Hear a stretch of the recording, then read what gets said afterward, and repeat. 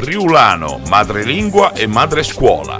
Così dovrebbe risuonare il titolo della giornata formativa organizzata a Codroipo presso il Teatro Benoît de Cecco, un seminario per docenti e professori organizzato dal sindaco della città di Codroipo Fabio Marchetti con l'Istituto Comprensivo e la Società Filologica Friulana, con l'appoggio di Friulo-Ovest Banca e della provincia. A Pietro Fontanini, presidente della provincia di Udine, ho chiesto dove cercare l'importanza della lingua friulana nelle scuole. Io penso che essere friulani significa anche salvare la nostra specialità.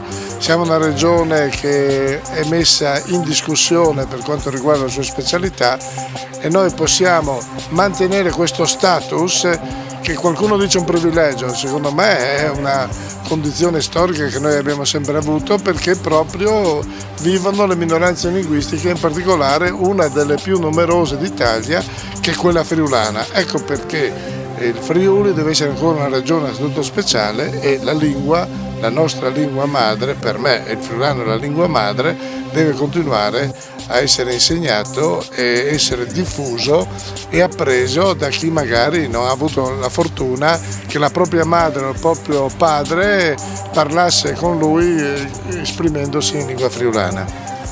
Questi corsi sono molto seguiti anche dai giovanissimi. È un bel segnale perché risponde tra l'altro a una domanda che i genitori fanno quando iscrivono i loro figli, perché in provincia di Udine raggiungiamo percentuali bulgare, più del 70% dei genitori chiedono che la scuola insegni il friulano e quindi le insegnanti si sentono così obbligate un po' dai genitori, ecco perché sono numerose qui a partecipare a questi corsi che li aiutano ad insegnare meglio la lingua friulana.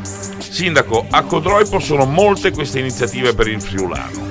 Solo grazie all'ARLER, non solo grazie alla provincia, al patrocinio anche della regione autonoma fin quando resta Friuli Venezia Giulia, ma anche e soprattutto un ringraziamento perché abbiamo un sostegno di uno sponsor privato che è Friulo-Ovest Banca e in questi frangenti, anche se diciamo il grosso del lavoro viene fatto con delle professionalità interne all'amministrazione comunale che sono un'altra grande risorsa che viene messa a disposizione di fatto gratuitamente, perché dovessimo pagarle per questo tipo di professionalità di corsi avremmo speso ben più soldi per questa iniziativa che è giunta al secondo anno. Comunque ha e gode di un sostegno oltre che del pubblico del privato che ringrazio.